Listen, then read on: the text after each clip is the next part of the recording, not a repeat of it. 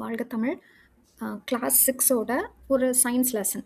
Lesson number 4 அவர் environment அப்படின்ற lesson தான் நம்ம பார்க்க போகிறோம்.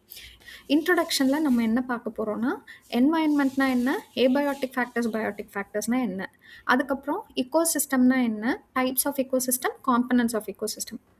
ஸோ இன்ட்ரடக்ஷனில் என்வாயன்மெண்ட்னா என்ன, நம்மளை சுற்றி இருக்கிற எல்லாமே சேர்ந்து தான் ஒரு என்வாயன்மெண்ட். நம்மளோட சரௌண்டிங், உயிரோடு இருக்க திங்ஸ், உயிர் இல்லாமல் இருக்க திங்ஸ் எல்லாமே சேர்த்து தான் நம்மளோட என்வாயன்மெண்ட். என்வாயன்மெண்ட்டில் ஏபயோட்டிக் ஃபேக்டர்ஸ், பயோட்டிக் ஃபேக்டர்ஸ்ன்னு ரெண்டு பிரிவு சொல்கிறாங்க. இப்போ நம்ம சின்ன வயசில் நான் லிவிங் திங்ஸ், லிவிங் திங்ஸ் அப்படின்னு படிச்சிருப்போம். இப்போ வந்து நான் லிவிங் திங்ஸ் எல்லாத்தையுமே ஏபயோட்டிக் ஃபேக்டர்ஸ் அப்படின்னு கிளாஸிஃபை பண்ணுறாங்க. லிவிங் திங்ஸ் அப்படின்ற எல்லாத்தையுமே பயோட்டிக் ஃபேக்டர்ஸ் அப்படின்னு சொல்கிறாங்க. சரியா? Non living things such as sunlight, air, water, minerals in soil, இது எல்லாமே ஏபயோட்டிக் ஃபேக்டர்ஸ். பயோட்டிக் ஃபேக்டர்ஸ்னால் உயிரோட இருக்கிற லிவிங் திங்ஸ் இந்த environment such as plants, animals, bacteria, இது எல்லாமே வந்து பயோட்டிக் ஃபேக்டர்ஸ் அப்படின்னு சொல்கிறாங்க. உங்கள் ஜென்ரல் நாலேஜ்க்காக ஏபயோட்டிக் ஃபேக்டர்ஸும் நான் லிவிங் திங்ஸும் எங்கே டிஃபர் ஆகுது அப்படின்னா, கொடுத்துருக்க எக்ஸாம்பிளில் சன்லைட் அப்படின்றது ஒரு நான் லிவிங் திங். ஆனால் அந்த நான் லிவிங் திங் வந்து நம்ம லைஃப் ஸ்டைலாக அது வந்து சேஞ்ச் பண்ணுதுன்னா அது ஏபயோட்டிக் ஃபேக்டர். ஒரு எக்ஸாம்பிளுக்கு சொல்லணும்னா, இப்போ சன்லைட்டில் ஹீட் கிடைக்கும் நமக்கு. இப்போது டெசர்ட் ஏரியாவில் ஹீட் ரொம்ப ஜாஸ்தியாக இருக்கும். அங்கே இருக்கிறவங்க வேறு மாதிரி ட்ரெஸ் போடுவாங்க, வேறு மாதிரி ஃபுட்டு சாப்பிடுவாங்க. அவங்க அந்த அந்த என்வாயன்மெண்ட்டுக்கு ஏற்ற மாதிரி அவங்க லைஃப் ஸ்டைல் இருக்கும். இதே வந்து ஒரு ஆர்டிக், அண்டார்டிக் ஏரியாவுக்கு போகிறீங்க அப்படின்னா, அங்கே வந்து ஹீட் எப்படி இருக்கும், ரொம்ப கம்மியாக இருக்கும், மைனஸில் இருக்கும், -°C இருக்கும். ஸோ அங்கே இருக்கிறவங்களுக்கு வந்து ரொம்ப நிறைய ஃபர் வச்சு உள்ளன் ட்ரெஸ் அந்த மாதிரிலாம் நிறைய போட்டுப்பாங்க. அவங்க சாப்பிட்ற சாப்பாடு அவங்க உடம்புக்கு வெப்பம் கொடுக்கறதா இருக்கும். இந்த மாதிரி ஒரு லைஃப் ஸ்டைலையே ஒரு நான் லிவிங் திங் பாதிக்குதுன்னா அதை ஏபயோட்டிக் ஃபேக்டர்ஸ் அப்படின்னு சொல்லுவாங்க. அதே மாதிரி தான் பயோட்டிக் ஃபேக்டர்ஸ். ஒரு சிங்கம்னு ஒன்று இருக்குன்னா அது வந்து ஒரு லிவிங் திங். அதே இப்போ அந்த சிங்கம் வந்து ஒரு காட்டில் இருக்க எல்லாத்தையும் வேட்டையாடுது. இந்த மான், முயல் எல்லாத்தையும் வேட்டையாடுது. அதுக்கு பேர் ப்ரெடேஷன். வேட்டையாடும் போது ஒரு லைஃப் பாதிக்கப்படுதுல்ல, அப்படி வரும்போது அது வந்து பயோட்டிக் ஃபேக்டராக இருக்கும். ஓகேவா? இது ரொம்ப முக்கியம் இல்லை, சும்மா உங்களுக்கு நீங்கள் தெரிஞ்சுக்கிறதுக்காக சொல்கிறேன். உங்கள் புக்கில் கொடுத்துருக்கிறது வந்து ஏபயோட்டிக் ஃபேக்டர்ஸ்னால் நான் லிவிங் திங்ஸ், பயோட்டிக் ஃபேக்டர்ஸ்னால் லிவிங் திங்ஸ். இவ்வளோ தெரிஞ்சால் போதும்.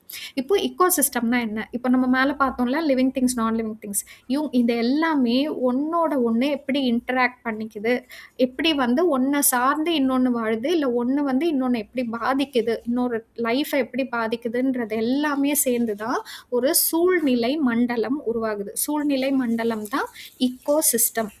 இக்கோசிஸ்டமில் 2 டைப் இருக்குது. ஒன்று வந்து நேச்சுரல், இன்னொன்று ஆர்டிஃபிஷியல் இக்கோசிஸ்டம். ஓகேவா? நேச்சுரல் இக்கோசிஸ்டம்னா நமக்கு தெரியும், அந்த வார்த்தையிலே இருக்குது, நேச்சுரலாக இயற்கையாக இருக்கிற ecosystem. Ecosystem originated without human intervention is called natural ecosystem. இதே ஆர்டிஃபிஷியல் இக்கோசிஸ்டம் வந்து created and maintain by human beings. இந்த ரெண்டுத்துலேயுமே சிமிலர் டைப்ஸ் தான் இருக்குது. Terrestrial ecosystem, aquatic ecosystem.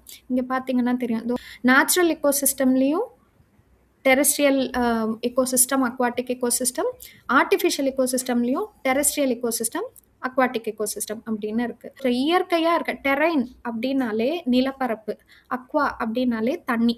ஓகேவா? ஸோ நேச்சுரலாக இருக்க நிலப்பரப்பு எதெல்லாம்?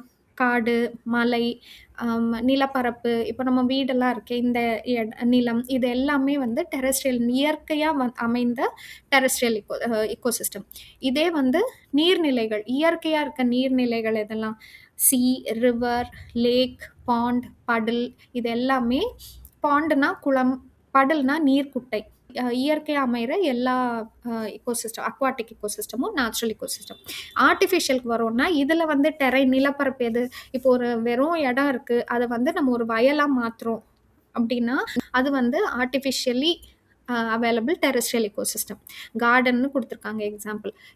அக்வாட்டிக் இக்கோசிஸ்டம் வந்து அக்வேரியம். அக்வேரியம் வந்து ஒரு பெரிய டேங்க்கில் கலர் மீனாக போட்டாலும் அது அக்வேரியம் தான். ஒரு சின்ன பாட்டிலில் நீங்கள் ஒரு 2 மீனை போட்டு வளர்த்தாலும் அது அக்வேரியம் தான். அது ஒரு அக்வாட்டிக் இக்கோசிஸ்டம் தான். ஓகேவா? இப்போது காம்பனன்ட்ஸ் ஆஃப் இக்கோசிஸ்டம்க்கு வரும். எதனால் இந்த இக்கோசிஸ்டம் பில்ட் ஆகிருக்கு அப்படின்றது தான் components. So 2 type of components சொல்கிறாங்க, biotic components, abiotic components. Biotic components எதெல்லாம் உயிரோடு இருக்கோ அதெல்லாம் பிளான்ட், அனிமல், ஹியூமன் பீயிங்ஸ், இந்த சின்ன சின்ன பூச்சிங்க, இன்செக்ட்ஸ், ஈவன் பாக்டீரியா வரைக்கும் அது வந்து பயோட்டிக் காம்பனன்ட் தான். ஏபயோட்டிக் காம்பனன்ட்ஸ் வந்து நான் லிவிங் திங்ஸ் எல்லாமே ஏபயோட்டிக் காம்பனன்ட்ஸ். இப்போ இந்த ஏபயோட்டிக் காம்பனன்ட்ஸ் வந்து இன்னும் 2 டைப்பா பிரியுது. Physical factors, edaphic factors. Physical ஃபேக்டர்ஸ்னா லைட், டெம்பரேச்சர், விண்ட், ஹியூமிடிட்டி. நம்ம ஏற்கனவே பார்த்தோம் ஒரு டெம்பரேச்சர் ஒரு லைஃப் ஸ்டைல எப்படி பாதிக்குது. அதே மாதிரி தான் விண்ட், ஹியூமிடிட்டி இது எல்லாமே. எடாஃபிக் ஃபேக்டர்ஸ் வந்து சாயில்ல இருக்க வாட்டர், ஏர், ஒரு சாயில்ல எவ்வளோ ஆர்கானிக் மேட்டர் இருக்கு, இதெல்லாம் வச்சு தான் எடாஃபிக் ஃபேக்டர்ஸை நம்ம படிப்போம். ஓகேவா? அக்வேரியம்னா என்னன்னு பார்த்துட்டோம். அதே மாதிரி டெரேரியம்னு ஒன்று இருக்கு. டெரேரியம்னா எப்படி வந்து ஒரு அக்வேரியம்னா ஒரு ஒரு பெரிய ஹியூஜ் என்க்ளோஸ் ஸ்பேஸில் தண்ணி ஊற்றி அதில் வந்து இந்த நீர்வாழ் மிருகங்களை அந்த லிவிங் திங்ஸ் எல்லாம் நம்ம வளர்க்குறோமோ அதே மாதிரி ஒரு என்க்ளோஸ்டு பிளேஸ். அது வந்து ஒரு பாக்ஸாக இருக்கலாம், இல்லைன்னா ஒரு ரூமாக கூட இருக்கலாம். அந்த என்க்ளோஸ் பிளேஸில் நம்ம வந்து ஒரு காடு அப்படியே இங்கே வந்து சிமுலேட் பண்ணி வச்சுருப்போம். ஒரு காடு மாதிரியே அங்கே இருக்க என்ன மரம் இருக்கோ அந்த மரம், செடி கொடி, அங்கே இருக்க பூச்சி பறவை இது எல்லாத்தையும் அந்த இடத்துல விட்டு இது ஒன்னோட ஒன்று எப்படி இன்ட்ராக்ட் பண்ணுது, எப்படி வந்து அதோட இனங்களை பெருக்குது, இதெல்லாம் நம்ம வந்து பார்க்குறது வந்து டெரேரியம் அப்படின்னு பேர். வந்து நம்ம ஃபுட் செயின் அண்ட் ஃபுட் வெப்னா என்னன்னு பார்க்க போகிறோம். ரொம்ப சுருக்கமாக சொல்லணும்னா ஃபுட் செயின்னா யார் சாப்பிட்றாங்க அப்படின்ற அந்த ஃபுல் லிங்க் இருக்குல்ல, அது ஃபுட் செயின். நிறைய ஃபுட் செயின் சேர்ந்தா ஃபுட் வெப். சரியா? நம்மலாம் எதுக்கு சாப்பிட்றோம்? நம்ம சாப்பிட்றது நமக்கு எனர்ஜி கிடைக்கிறதுக்கு. சரி, இந்த இந்த ஃபுட்டை நம்ம சாப்பிட்ற ஃபுட்டை உருவாக்குறது யார்? வீட்டில் அம்மா சமைக்கிறாங்க, ஓகே. அம்மா சமைக்கிறதுக்கு இந்த காய்கறி, அரிசி, பருப்பு இதை எல்லாத்தையும் வந்து செய்கிறது, உற்பத்தி பண்ணுறது யார்? பிளான்ட்ஸ் தானே பண்ணுது. ஸோ பிளான்ட்ஸுக்கு பேர் producers. Producers organisms that are able to produce their own food. சரியா? அதுக்கு வந்து மற்ற ஆர்கானிசம்ஸோட உதவி தேவைப்படுறதில்ல இந்த ஃபுட்டு ப்ரிப்பேர் பண்ணுறதுக்கு. அதனால் தானாக செய்கிறனால அதுக்கு பேர் இன்னொரு பேர் autotrophs. Producers are also called as autotrophs. ஓகேவா? இப்போ அந்த உருவாக்கின ஃபுட்டை கன்சியூம் பண்ணுறவங்க, சாப்பிட்றவங்க, யூஸ் பண்ணுறவங்களுக்கு பேர் கன்சியூமர்ஸ். கன்சியூமர்ஸ்க்கு இன்னொரு பேர் என்ன? ஹெட்ரோட்ராஃப்ஸ். இப்போ இந்த கன்சியூமர்ஸ்லாம் இருக்கும்ல, நம்ம எல்லாருமே கன்சியூமர்ஸ் தான். ஏன்னா நம்ம வந்து சூரிய வெளிச்சம் இல்லை இந்த தண்ணி, மண் இதெல்லாம் வச்சு ஃபோட்டோசிந்தசிஸ் பண்ணி ஃபுட்டு ப்ரொடியூஸ் பண்ணுறது இல்லை. அப்படி ப்ரொடியூஸ் பண்ணுறவங்க பேர் ப்ரொடியூசர்ஸ். அதுக்கு பெஸ்ட் எக்ஸாம்பிள் பிளான்ட்ஸ். ஸோ இப்போ இந்த கன்சியூமர்ஸில் வந்து நிறைய டைப்ஸ் இருக்குது. அவங்க என்ன டைப் ஆஃப் சாப்பாடு சாப்பிட்றாங்க அப்படின்றத பொறுத்து டைப்ஸ் ஆஃப் கன்சியூமர்ஸ் வேரி ஆகுது. 4 டைப் இருக்குது: ஹெர்பிவோர்ஸ், கார்னிவோர்ஸ், ஆம்னிவோர்ஸ், டீகம்போசர்ஸ். ஹெர்பிவோர்ஸ்னால் யார்? Animals which eat plants or plant products. Cow, deer, goat இது எல்லாமே வந்து ஹெர்பிவோர்ஸ். சரியா? பிளான்ட்ஸ் அண்ட் பிளான்ட் ப்ராடக்ட்ஸை மட்டும் சாப்பிட்டு இருக்கிறவங்க ஹெர்பிவோர்ஸ். கார்னிவோர்ஸ்னால் ஃப்ளஷ் ஈட்டிங் அனிமல்ஸ். எந்த அனிமல்ஸ்லாம் ஃப்ளஷ் சாப்பிடுதோ அவங்க எல்லாருமே ஃப்ளஷ் மட்டும் சாப்பிட்றாங்களோ அவங்க வந்து carnivores. Example lion, tiger, frog இது எல்லாமே வந்து செடி கொடிகளை சாப்பிடாது, வெறும் ஃப்ளெஷ்ஷை மட்டும்தான் சாப்பிடும். இவங்க வந்து கார்னிவோர்ஸ். இப்போ ஃப்ளெஷ்ஷையும் சாப்பிட்டு பிளான்ட்ஸையும் சாப்பிட்ற, பிளான்ட் ப்ராடக்ட்ஸை சாப்பிட்ற அனிமல்ஸும் இருக்குது. அவங்கெல்லாம் ஆம்னிவோர்ஸ். ஆம்னி அப்படின்னா எவ்ரிதிங். ஸோ எல்லாத்தையும் சாப்பிட்றவங்க வந்து omnivores. Example humans, talk, grow இதெல்லாம் ஆம்னிவோர்ஸ். இப்போ 4வது செக்ஷன் வந்து டீகம்போசர்ஸ். டீகம்போசர்ஸ் என்ன பண்ணுன்னா, இப்போ ஒரு பிளான்ட்டோ இல்லை ஒரு அனிமலோ ஏதோ ஒன்று இறந்துட்ட அப்புறம் அந்த உடம்பு வந்து மண்ணுக்கு போகுது. மண்ணில் இருக்க பாக்டீரியாலாம் என்ன பண்ணுன்னா, இந்த இந்த உடலை வந்து இந்த எந்த டெட் பாடி வருதுல்ல அந்த டெட் பாடியை குட்டி குட்டி குட்டி குட்டியாக கொஞ்சம் கொஞ்சமாக கொஞ்சம் அரிச்சு அரிச்சு அரிச்சு கெமிக்கலாக பிரேக் டவுன் பண்ணிடுவாங்க. கெமிக்கலாக பிரேக் டவுன் பண்ணுறதுனா, இப்போ அந்த ஒவ்வொரு பாடியுமே நம்ம லிவிங் திங்ஸ் எல்லாருமே நம்ம உடம்பு எதில் ஆயிருக்கும்னா கார்பன், ஆக்சிஜன், ஹைட்ரஜன். சரியா? அது வேறு வேறு காம்போசிஷனில் ஆயிருக்கும். இப்போ இதை வந்து இந்த டெட் பாடி மண்ணுக்கு போனோடனே இந்த பாக்டீரியா வந்து இந்த பாடியை அரிச்சு அரிச்சு அரிச்சு திருப்பியும் கார்பன், ஹைட்ரஜன், ஆக்சிஜன் அப்படின்ற மாதிரியே பிரிச்சிரும். கெமிக்கலாக பிரேக் டவுன் பண்ணி விட்டுரும். இப்படி பண்ணும்போது எனர்ஜி கொஞ்சம் ரிலீஸ் ஆகும். அந்த எனர்ஜி தான் அந்த டீகம்போசர்ஸ்க்கு ஃபுட்டு. அண்ட் இப்போ பிரேக் டவுன் ஆன இந்த கார்பன், ஹைட்ரஜன், ஆக்சிஜன் எல்லாம் திருப்பியும் என்ன மண்ணில் தானே இருக்குது. அதனால அங்கே வளர்கிற செடி கொடிகள் திருப்பி அதை யூஸ் பண்ணிக்குது. அங்கே அதை யூஸ் பண்ணி தான் அது ஃபுட்டு ப்ரொடியூஸ் பண்ணும். இந்த ஃபுட்டை திருப்பி கன்சியூமர்ஸ் சாப்பிட்றாங்க. ஸோ இது வந்து ஒரு சைக்கிள் மாதிரி போயிடுது. சரியா? இப்போது ஃபுட் செயின்னா என்ன அப்படின்றது வரும். The sequence of who eats whom in an ecosystem is called as food chain.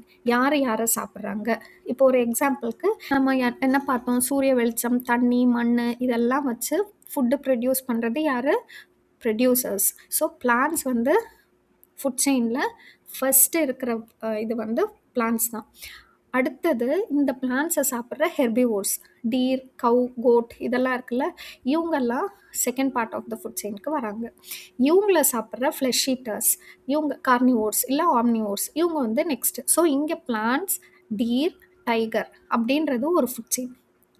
இதே ஒரு அக்வாட்டிக் எக்கோசிஸ்டம் எடுத்துக்கிட்டோம்னா தண்ணிக்குள்ளேயும் பிளான்ஸ் இருக்கும். ஸோ அக்வாட்டிக் பிளான்ஸை சாப்பிட்ற அக்வாட்டிக் இன்செக்ட்ஸ், அதை சாப்பிட்ற லார்வாவை சாப்பிட்ற ஃபிஷ், அண்ட் ஃபிஷ்ஷை சாப்பிட்ற மற்ற கார்னிவோர்ஸோ இல்லை ஆம்னிவோர்ஸோ, இது ஃபுல்லாகவே ஒரு ஃபுட் செயின். ஓகேவா? நெக்ஸ்ட்டு நம்ம பார்க்க போகிறது எனர்ஜி ஃப்ளோ பற்றி. இப்போ நம்ம பார்த்த ஃபுட் செயின்லேயே ஒரு மிருகம் இன்னொரு மிருகத்தை சாப்பிடுதுல்ல, இப்போ வந்து எனர்ஜி வந்து ஒரு மிருகத்துலேருந்து இன்னொரு மிருகத்துக்கு எப்படி போகுது அப்படின்ற ஃப்ளோவை பற்றி படிக்கிறது தான் எனர்ஜி ஃப்ளோ. இந்த பிக்சரில் பார்த்தீங்கன்னா ஃபோட்டோசிந்தசிஸ் யூஸ் பண்ணி பிளான்ஸ் வந்து ஃபுட்டு ப்ரொடியூஸ் பண்ணிடுது. இந்த ஃபுட்டை சாப்பிட்ற ஹெர்பிவோருக்கு ஒரு அமௌண்ட் ஆஃப் எனர்ஜி கிடைக்கும். இந்த ஹெர்பிவோரை சாப்பிட்ற கார்னிவோருக்கு இன்னொரு அமௌண்ட் ஆஃப் எனர்ஜி கிடைக்குது. இதை சாப்பிட்ற டெர்ஷரி கன்சியூமருக்கு வேறு மாதிரி ஒரு எனர்ஜி கிடைக்கும். சரியா? இந்த எனர்ஜி ஃப்ளோ இது வந்து ஜாஸ்தியாகுதா கம்மியாகுதா, என்ன இதனால் என்ன நமக்கு பிரச்சனை அப்படின்றதெல்லாம் பற்றி படிக்கிறது தான் எனர்ஜி ஃப்ளோ. ஓகேவா? என்ன சொல்கிறாங்கன்னா, இப்போ ஒரு எக்ஸாம்பிளுக்கு அக்வாட்டிக் பிளான்ஸ் எடுத்துக்கலாம். இப்போ அக்வாட்டிக் பிளான்ஸ் வந்து ஒரு 10,000 ஜவுல்ஸ் ஆஃப் எனர்ஜி ஃபோட்டோசிந்தசிஸ்னால் ப்ரிப்பேர் பண்ணி வச்சுருக்கு அப்படின்னு வச்சுக்கலாம். சரியா? இப்போ அதை சாப்பிட்ற ஃபிஷ்ஷுக்கு இதுலேருந்து ஒரு 10% எனர்ஜி தான் கிடைக்கும். ஏன்னா அந்த பிளான்ட் வந்து அதோட 90% எனர்ஜியை க்ரோத்லேயும் மற்ற அதோட ஆக்டிவிட்டீஸில் ஸ்பெண்ட் பண்ணிடுது. 10% தான் அதோட உடம்புல சேர்த்து வைக்கும். அதை சாப்பிட்ற ஃபிஷ்ஷுக்கு அந்த 10%. அப்போது 10,000ல் 10%ன்றது 1000 ஜவுல்ஸ் ஆஃப் எனர்ஜி தான் இந்த ஃபிஷ்ஷுக்கு கிடைக்குது. இப்போ இந்த ஃபிஷ்ஷை சாப்பிட்ற இந்த கொக்குக்கு வந்து அதில் 10%, அதாவது 100 ஜவுல்ஸ் தான் கிடைக்கும். இப்போ இந்த கொக்கை சாப்பிட்ற இந்த வீசல் மாதிரி ஒரு கார்னிவோருக்கு வந்து அதுலேயும் 10%, அதாவது 10 ஜவுல்ஸ் தான் கிடைக்குது. இப்போ என்ன ஆகுதுன்னா, ஒரு லெவல்லேருந்து இன்னொரு லெவலுக்கு போக போக எனர்ஜி ஃப்ளோ வந்து டிராஸ்டிக்காக கம்மியாகுது. அதை தான் நாம் இந்த ட்ராஃபிக் லெவல்ஸ் அப்படின்னு இண்டிகேட் பண்ணுறோம். இந்த பிக்சரில் பார்த்தீங்கன்னா கிளியராக தெரியும். ப்ரொடியூசர்ஸ் இருக்காங்க. ப்ரொடியூசர்ஸ்லேருந்து ப்ரைமரி கன்சியூமர்ஸ்க்கு எனர்ஜி கம்மியாகுது, செகண்டரி கன்சியூமர்ஸ்க்கு அதை விட கம்மியாக இருக்குது, டெர்ஷரி கன்சியூமர்ஸ்க்கு கம்மியாக இருக்குது, குவாட்டர்னரி கன்சியூமர்ஸ்க்கு எனர்ஜி கிடைக்கிறது ரொம்ப கம்மி.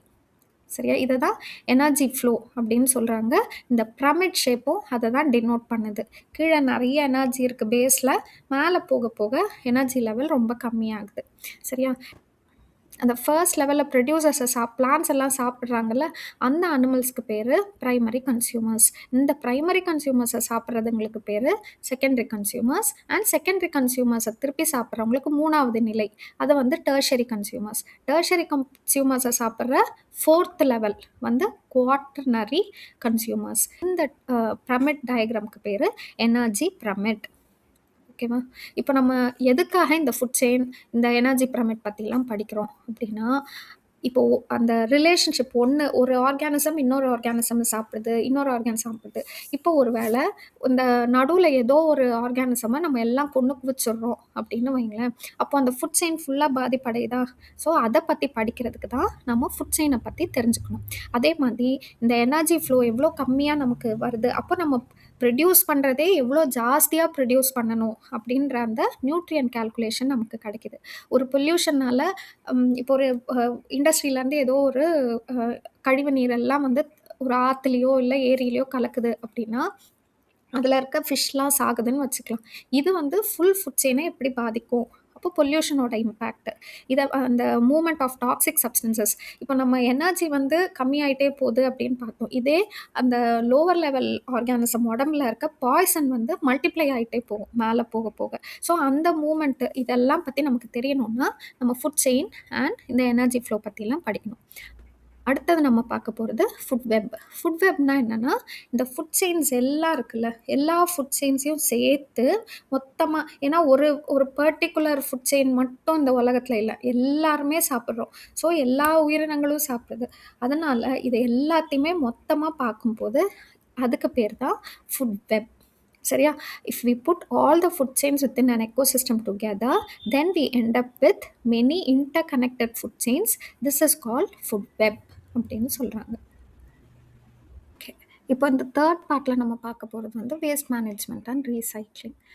ஃபர்ஸ்ட்டு வேஸ்ட்டுனா என்ன? நம்ம ஒரு வாட்டி ஏதோ ஒரு பொருளை யூஸ் பண்ணுறோம். அது இப்போ வந்து யூஸ்ல இல்ல. அத யூஸ் பண்ண முடியாத நிலைமைக்கு போயிடுச்சு. ஒண்ணு உடைஞ்சிருச்சு, இல்லைன்னா தேஞ்சு போச்சு. ஏதோ ஒரு காரணத்துக்காக நம்ம அத யூஸ் பண்ண முடியலன்னா, அத வேஸ்ட்டுன்னு தூக்கி போட்டுருவோம்.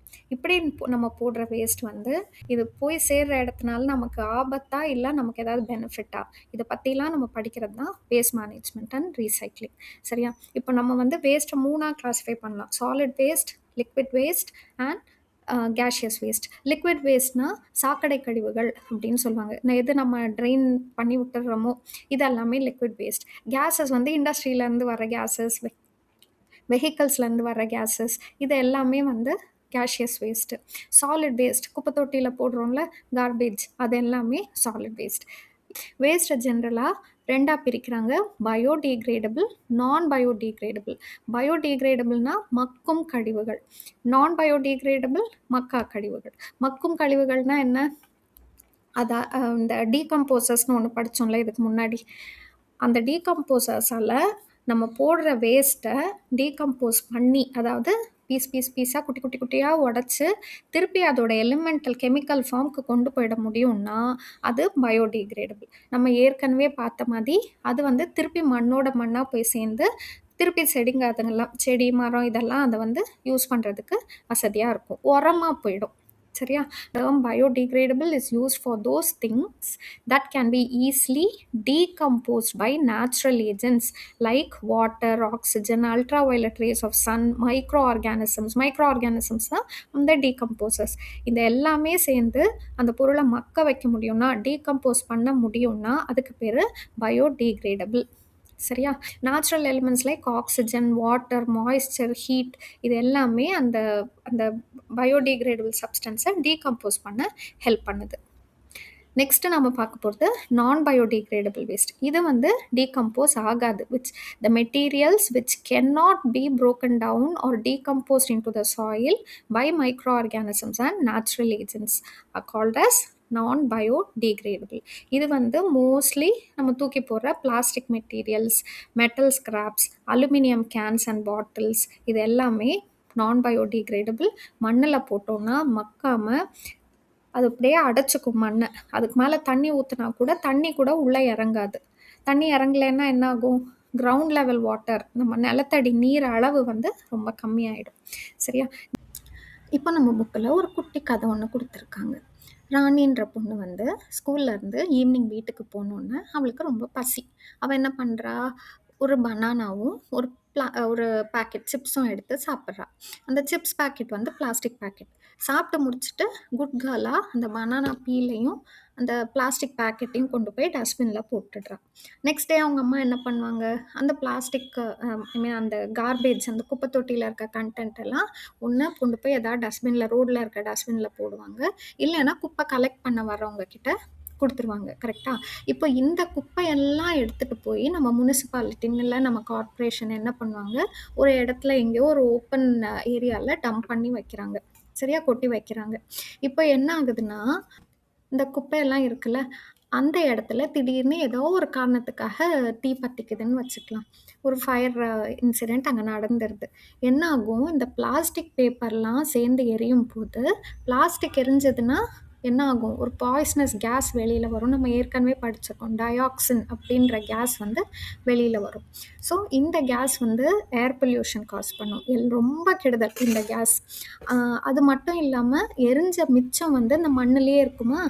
மழை வரும்போது அந்த கெமிக்கல்ஸ் எல்லாம் இந்த மழை தண்ணியோடு சேர்ந்து பூமிக்குள்ளே போகுது. அங்கே சாயில் பொல்யூஷன் ஆகுது.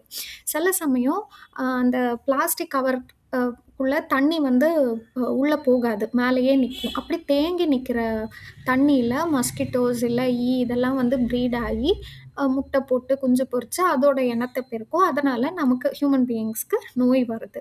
சில சமயம் என்னாகும், இந்த மாடு, ஆடுலாம் மேயும்ல, அது வந்து பிளாஸ்டிக் எது, ஃபுட் எதுன்னு தெரியாம பிளாஸ்டிக் எல்லாம் சாப்பிட்டு நெறைய மாடுங்க இறந்தும் போயிருக்கு. இப்போ ராணிக்கு இதெல்லாம் வந்து தெரிய வந்தோனே அவ ரொம்ப சேட் ஆயிடுறா. நான் இனிமே இப்படி பண்ண மாட்டேன். என் வேஸ்ட் எல்லாம் நான் ப்ராப்பரா டிஸ்போஸ் பண்ணுவேன் அப்படின்னு டிசைட் பண்றா. ஸோ அவ வேஸ்ட் மேனேஜ்மெண்ட் எப்படி பண்றது அப்படின்னு கத்துக்க ஆரம்பிக்கிறா. நம்மளும் அவ கூட சேர்ந்து இப்போ கத்துக்கலாம். சாலிட் வேஸ்ட் மேனேஜ்மெண்ட் அப்படின்றது தான் நெக்ஸ்ட் டாபிக். சாலிட் வேஸ்ட் மேனேஜ்மெண்ட்ல ரொம்ப முக்கியமா நீங்க எந்த கிளாஸ் போனாலும் இதை பத்தி படிப்பீங்க. 3 Rs. ஃபர்ஸ்ட் ஆர் வந்து ரீசைக்கிள், ரெட்யூஸ், ரீயூஸ். இந்த 3ம் தான் அந்த 3 Rs. சரியா? இதை புரிஞ்சுக்கிறதுக்கு நம்ம புக்கில் வந்து ஒரு வேஸ்ட் பிரமிட் அப்படி ஒன்று கொடுத்துருக்காங்க.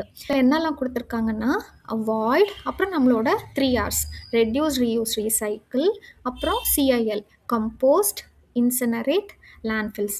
ஏ 3 Rs, சிஐஎல். சரியா? இதை வந்து நீங்கள் ஏதாவது ஒரு நிமானிக்ஸ் வச்சு ஞாபகம் வச்சுக்கோங்க. இப்போ ஃபர்ஸ்ட் இருக்க அவாய்ட்னா என்ன? அவாய்ட்னா ஏதாவது ஒரு பிளாஸ்டிக் பொருள் நம்ம வாங்கும்போது, எனக்கு நிஜமாவே இந்த பொருள் வேணுமா? இல்ல இத வந்து வேற ஏதாவது வழியில வாங்க முடியுமா? இப்போ கடைக்கு போறீங்க, பிளாஸ்டிக் கவர்ல அவங்க குடுக்குறாங்கன்னா, நீங்க ஒரு துணி பைய கொண்டு போய் போட்டு வாங்குறது அந்த மாதிரி. அடுத்தது ரெட்யூஸ். நம்ம வந்து வேஸ்ட் எப்படி கம்மி பண்றது? இப்போ ஒன் டைம் யூஸ் பண்ற வாட்டர் பாட்டில்ஸ்லாம் இருக்குல்ல, அந்த அந்த ட்ரிங்கிங் வாட்டர்லாம் வாங்குவோமே, அதெல்லாம் வாங்கிட்டு என்ன பண்ணுவோம்? Use and throw. யூஸ் பண்ணிட்டு டக்குனு தூக்கி எறிஞ்சிருவோம். ஒன் டைம் மட்டும் யூஸ் பண்ற பால் பென் அந்த மாதிரி தூக்கி போடாம கொஞ்சம் லாங் டேர்ம் யூஸ் பண்ற மாதிரி பொருளா வாங்கி யூஸ் பண்றது ரெட்யூஸ். அடுத்தது ரீயூஸ். இருக்க ஒரு பொருளை நம்ம வாங்கிட்டோம், ஒரு பொருளை அதை வந்து திருப்பி திருப்பி எப்படி யூஸ் பண்றது, தூக்கி போடாம அப்படின்றத பார்க்குறது. இதுக்கு எக்ஸாம்பிள் என்ன கொடுத்துருக்காங்கன்னா, instead of using plastic bags, use and throw pens, batteries, அதுக்கு பதிலாக என்ன பண்ணலாம்? பிளாஸ்டிக் பேக்குக்கு பதிலாக கிளாத் பேக், துணிப்பை யூஸ் பண்ணலாம். யூஸ் அண்ட் த்ரோ பென்ஸுக்கு பதிலாக ஃபவுண்டன் பென்ஸ், இங்க் ஊற்றி யூஸ் பண்ணுவோம்ல, அது யூஸ் பண்ணலாம். நார்மல் பேட்டரிஸ், அந்த AA AAA பேட்டரிஸ்லாம், அதுக்கு பதிலாக ரீசார்ஜபிள் பேட்டரிஸ் யூஸ் பண்ணலாம். அந்த மாதிரி ரீயூஸ் பண்ண கற்றுக்கணும். அடுத்தது ரீசைக்கிள். ஒரு பொருள், ஏதோ ஒரு பிளாஸ்டிக் பொருள் வாங்கிட்டோம். ஸோ அதை வந்து இப்போ ஒரு பிளாஸ்டிக் பாக்ஸ் வந்துருச்சுன்னா அதை ஒரு பென் ஸ்டாண்டாக யூஸ் பண்ணுறது. சரியா? Using old clothes to make paper, melting some plastic to make floor mats, இது இந்த மாதிரியும் யூஸ் பண்ணிக்கலாம். Next compost. கம்போஸ்ட்னா என்ன? தயாரித்தல். சரியா? நம்ம அந்த வீட்டில் இருக்க ஆர்கானிக் வேஸ்ட், இந்த காய்கறி குப்பைலாம் இருக்குல்ல, அதெல்லாம் வந்து மண்ணில் போட்டு அதுக்கு மேலே திருப்பியும் மண் போட்டு அது ஒரு ப்ராசஸ். அந்த மாதிரி பண்ணும்போது கொஞ்ச நாளில் அதெல்லாம் மக்கி இந்த பிக்சரில் இருக்க கருப்பு கலரில் அந்த மாதிரி ஒரு மேன்யூராக, உரமாக மாறிடுது. இது வந்து மண்ணுக்கு ரொம்ப நல்லது. இங்கே இதில் போட்டிருக்காங்க கிரியேட்டிவ் ரீயூஸ். ஒரு பிளாஸ்டிக் பொருளை எப்படி பென் ஸ்டாண்டாக மாற்றுறது, இந்த மாதிரிலாம் கொடுத்துருக்காங்க.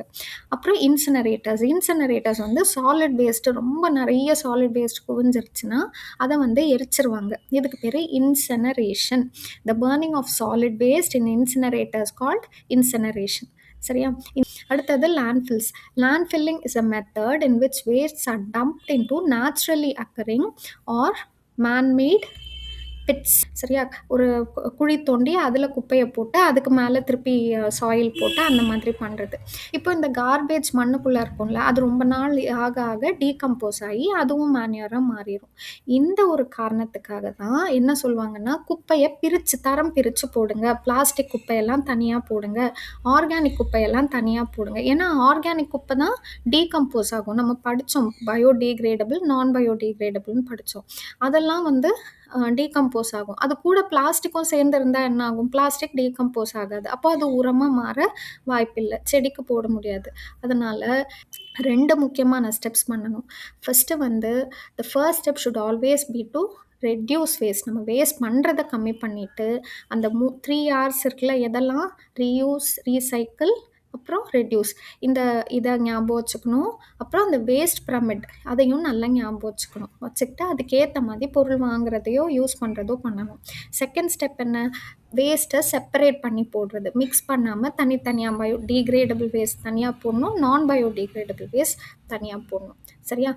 சாலிட் வேஸ்ட் மேனேஜ்மெண்ட் ரூல்ஸ் வந்து 2016ல வந்திருக்கு. இவங்க என்ன சொல்றாங்கன்னா, ஒவ்வொரு வீட்லயுமே குப்பை கலெக்ட் பண்ண வண்டி வரும்ல, அந்த வண்டியில நம்ம வீட்டு குப்பைய இது பயோடிகிரேடபிள் குப்பை, அதாவது ஆர்கானிக் கிச்சன் வேஸ்ட் அந்த பேப்பர் அந்த மாதிரிலாம்.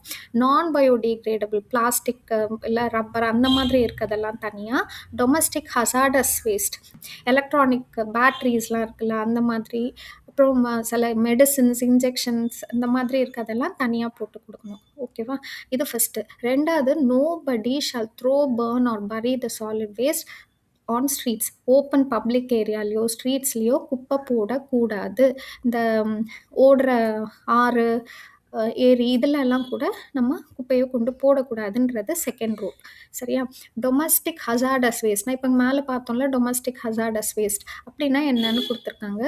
இது என்னன்னா discarded paint drums, pesticide cans, CFL bulbs, tube lights, medicine expire ஆகி போன மெடிசன், தெர்மாமீட்டர் உடஞ்சது, ஏன்னா அதுக்குள்ளே மெர்க்குரி இருக்கும். அந்த நீடில், சிரிஞ்சஸ் இது எல்லாமே வந்து டொமஸ்டிக் ஹசார்டஸ் வேஸ்ட். இதெல்லாம் நம்ம தரம் பிரித்து தான் போடணும். ஓகேவா? அடுத்தது ஒரு சின்ன போர்ஷன் பொல்யூஷன். என்வாயன்மெண்ட்டை பற்றி படிக்கிறோம். அப்போ கண்டிப்பாக என்வாயன்மெண்ட் பாதுகாப்பாக இருக்கணும், அழுக்காகாமல் இருக்கிறத பற்றியும் நம்ம படிக்கணும். என்வாயன்மெண்ட் கண்டாமினேட் ஆகுறது, மாஸ் அடைகிறது pollution. Pollution occurs when environment gets contaminated by waste. இப்போ இந்த கண்டாமினேட் பண்ணதில் ஒரு பொருள், ஒரு கெமிக்கலோ ஏதோ ஒரு ஹார்ம்ஃபுல் சப்ஸ்டன்ஸ், அதுக்கு பேர் பொல்யூட்டன்ட். சரியா? ஸோ பொல்யூஷனோட டெஃபினேஷன் என்ன? Pollution is an unwanted change in the physical, chemical and biological characteristics of land, air and water. சரியா? இப்போ டைப்ஸ் ஆஃப் பொல்யூஷன், இப்போ எதெல்லாம் மாசடையும்? Air, water and land. அப்போ டைப்ஸ் ஆஃப் பொல்யூஷன் என்னவா இருக்கும்? Air pollution, water pollution, land pollution, இன்னொன்று noise pollution. Air pollution பற்றி சின்ன கிளாஸ்லேயே நம்ம படிச்சிருப்போம். ஏர் பொல்யூஷன் வந்து ஏதாவது எரிச்சோம்னா, இப்போ குப்பையை ரோட்டில் போட்டு எரிக்கிறோம், அதுலேருந்து இந்த வண்டிங்கள்லேருந்து வர புகை, இல்லை இண்டஸ்ட்ரீஸ், ஃபேக்ட்ரிஸ் எங்கேயாவது பக்கத்தில் இருக்குன்னா அதுலேருந்து வர புகை, இது எல்லாமே வந்து ரொம்ப பாய்ஸ்னஸ் கேஸஸை ரிலீஸ் பண்ணும். அது நம்மளை சுற்றி இருக்க ஏரோட தரத்தை, காற்றோட தரத்தை வந்து ரொம்ப கம்மி பண்ணி விட்டுரும். இதுதான் ஏர் பொல்யூஷன். சரியா? சில சமயம் இந்த இண்டஸ்ட்ரீஸ்லேருந்து, ஃபேக்ட்ரிஸ்லேருந்து வெளியில் வர கேஸஸில் இருக்க பாய்ஸ்னஸ் சப்ஸ்டன்சஸ் காற்றுலேயே நின்றும். அப்போ மழை வரும்போது என்ன ஆகுதுன்னா, இந்த பாய்ஸ்னஸ் கேஸஸை வந்து இந்த மழை தண்ணியோடு சேர்ந்து பூமிக்கு வரும்போது ஏதாவது ஒரு பில்டிங் மேலேயோ இல்லை செடி கொடிங்க மேலேயோ தான் வந்து விழப்போகுது, இல்லை மண்ணில் வந்து விழப்போகுது. இந்த மாதிரி நமக்கு தாஜ்மஹால் இருக்குல்ல ஆக்ரால, அதோட கலரே வந்து மாறிடுச்சு அப்படின்றாங்க இந்த ஆசிட் ரெயின்னால. ஓகேவா? அவ்வளோ ஹார்ம்ஃபுல் அது. அது மண்ணுக்கு வந்தாலும் ஹார்ம்ஃபுல், நம்ம அந்த சுவாசித்தாலும் harmful. Polluted air effect skin, eyes and respiratory system. இதை எப்படி கம்மி பண்ணலாம்? பக்கத்தில் ஒரு ரோடு கடைக்கு போகணுன்னா கூட வண்டி எடுத்துகிட்டு டொர்ன்னு போகாமல் அங்கெல்லாம் நடந்து போகலாம். சரியா? பப்ளிக் டிரான்ஸ்போர்ட் யூஸ் பண்ணலாம். ஓப்பன் தெருவில் போட்டு குப்பையெல்லாம் எரிக்காமல் இருக்கலாம். இந்த பட்டாசுலாம் கண்ணா பின்னான்னு வெடிக்காமல் கொஞ்சம் ஓரளவுக்கு நம்ம ஆசைக்கு கொஞ்சம் ஏதோ ஒன்று வெடிச்சிட்டு விட்டுறணும். சரியா? ரொம்ப போட்டு இந்த தீபாவளினாலே அடுத்த நாள் நிறைய பேருக்கு வீசிங், ஆஸ்மா இந்த மாதிரி பிரச்சனையில் வந்து நிற்கிது. இப்போ அவ்வளோ பொல்யூஷன் ஆகிடுது. Water pollution occurs when waste from, எங்கேருந்து வேஸ்ட் வாட்டர் வரும்? ஃபேக்ட்ரிஸ்லேருந்து வரும், வீடுங்கள்லேருந்து வரும். சில சமயம் வயலில் நம்ம வந்து கெமிக்கல் உரம் யூஸ் பண்ணோம்னா அந்த தண்ணி ரிவருக்கு வரும்போது அதுவுமே வந்து ரிவர் வாட்டரை பொல்யூட் பண்ணி விட்டுரும். சரியா? இதுவும் நம்ம ஹெல்த்துக்கு நல்லதில்லை. So main significant water pollutants வந்து நம்ம வீடுகள்லேருந்து வர சியூவேஜ், அப்புறம் இண்டஸ்ட்ரியல் எஃப்ளூவன்ஸ், இண்டஸ்ட்ரீஸ்லேருந்து வர கழிவு நீர், அக்ரிகல்ச்சரல் பொல்யூட்டன்ஸ், வயல்கள்லேருந்து வர பொல்யூட்டன்ஸ், அவங்க யூஸ் பண்ணுற பெஸ்டிசைட்ஸ், ஃபர்டிலைசர்ஸ் இதெல்லாம் தண்ணியில் கலந்து ஆறுக்கு வரும்போது நடக்கிற பொல்யூஷன். அப்புறம் சாலிட் வேஸ்ட், தண்ணியில் வந்து குப்பையை தூக்கி எரிஞ்சிட்டு போயிடுவாங்க, அந்த மாதிரி இருக்குது. ஸோ இதெல்லாம் நம்ம எப்படி கண்ட்ரோல் பண்ணலாம்? அதாவது நம்ம பழைய எண்ணெய், மெடிசின் இதெல்லாம் இருக்குன்னா டக்குன்னு தூக்கி ட்ரெயின் பைப்பில் ஊற்றிடக்கூடாது. சரியா? கெமிக்கல் பெஸ்டிசைட், ஃபர்டிலைசர்ஸை கம்மி பண்ணணும். ஆர்கானிக் உரம் யூஸ் பண்ணுங்க அப்படின்னு தான் சொல்லிட்டு இருக்காங்க எல்லா ஃபார்மர்ஸ்கிட்டையும். அப்புறமா இந்த வேஸ்ட் வாட்டர் வீட்ல இருந்து வர வேஸ்ட் வாட்டர கார்டனுக்கு யூஸ் பண்ணலாம். எல்லாத்தையும் ட்ரெயின்ல அனுப்பாம. குப்பை போடக்கூடாது ஆறுலலாம். சரியா? அடுத்தது வந்து சாயில் பொல்யூஷன். சாயில் கெட்டு போறது தான் சாயில் பொல்யூஷன். ஃபார்மிங் நெறைய கெமிக்கல்ஸ் ஃபர்டிலைசர்ஸ், பெஸ்டிசைட்ஸ். ஃபர்டிலைசர்ஸ்னா உரம். பெஸ்டிசைட்ஸ்னா பூச்சிக்கொல்லிகள். இதெல்லாம் வந்து யூஸ் பண்ணும்போது மைனிங்னா நெறைய மினரல்ஸ நம்ம தோண்டி தோண்டி எடுத்துட்டுருக்கோம் மண்ணுலருந்து, பூமியிலருந்து. இப்போ அதெல்லாம் கூட ஒரு பொல்யூஷன். அப்புறம் ஃபேக்ட்ரீஸ் குடுக்குற வேஸ்ட்டு, நம்ம வீடுகள்ல இருந்து வர பிளாஸ்டிக்ஸ், புரோக்கன் எலக்ட்ரானிக்ஸ் இது எல்லாமே மண்ணுல போய் சேர்ந்து மண்ண வந்து மாசடைய வைக்குது. சரியா? மழை பெய்யும்போது இந்த பொல்யூட்டன்ட்ஸ் எல்லாமே சாயில கெடுத்து விட்டுரும். பிளான்ட்ஸும் அந்த இடத்துல வளராது. ரொம்ப டேஞ்சரஸ் கெமிக்கல்ஸா இருக்கும். அது நம்ம ஃபுட் சைக்கிள்ல என்டர் ஆச்சுன்னா, நமக்கும் வந்து அந்த ஹார்ம் வந்துரும். இத எப்படி கம்மி பண்றது? அ எப்பவும் மாதிரி வேஸ்ட்ட ரெட்யூஸ் பண்ணணும் அண்ட் மிச்சத்த ரீசைக்கிள் பண்ணணும். குப்பைகள வந்து டஸ்ட்பின்ல போடணும். தூக்கி சும்மா அந்த தெருவுலலாம் போட்டுறக்கூடாது. அது மாரி நம்மளா வந்து ரோட்ல வேஸ்ட்ட எரிக்கக்கூடாது. அதனால ஏர் பொல்யூஷனும் ஆகுது, சாயில் பொல்யூஷனும் ஆகுது. சரியா? Next noise pollution. Noise pollution எல்லா இடத்துலயுமே இப்போ காலையில விடிஞ்சதுன்னா, ஒரே வண்டி சத்தம், இப்ப அந்த ரோடு இந்த ஸ்பீக்கர்ல ஓடுற சத்தம், அம் ட்ரில்லிங் மெஷின் சத்தம், எல்லா சத்தமும் நம்மள சுத்தி வந்துகிட்டே இருக்கு. சரியா? ஸோ இத வந்து இதனால நமக்கும் பிரச்சனை, இந்த பறவைகளுக்கு பிரச்சனை, இல்ல இந்த கடல்வாழ் உயிரினங்கள் எல்லாருக்குமே இந்த நாய்ஸ்னால பிரச்சனை தான். எப்படி கம்மி பண்றது? நம்ம யூஸ் பண்ணாம இருக்கும்போது எலக்ட்ரானிக்ஸ கம்மி பண்ணிடணும். அப்படியே டாப் சவுண்ட்ல வச்சு தான் நான் பாட்டு கேட்பேன் அப்படின்லாம் சொல்லக்கூடாது. டிவி, ரேடியோ ஏதாவது வால்யூம், ஆடியோ சிஸ்டமோட வால்யூம் இது எல்லாமே கம்மியா வச்சு கேட்டா போதும். சரியா? வண்டி ஓட்டுற டிரைவர்ஸ் வந்து சும்மானா கீன்னு அடிக்காம, எப்போ தேவையோ அப்போ ஹார்ன் அடிச்சா போதும். பட்டாசு வந்து தீபாவளிக்கு ஆசையா வெடிக்கிறதெல்லாம் ஓகே. ஆனா, அதனால இருக்க ஹார்ம்ஃபுல் எஃபெக்ட்ஸ நம்ம புரிஞ்சுகிட்டு, கொஞ்சம் கண்ட்ரோல் பண்ணிக்கவாது செய்யணும். சரியா? பேசணும், கத்தக்கூடாது அப்படின்றாங்க. ஓகேவா? இதோட இந்த லெசன் முடிஞ்சிருச்சு.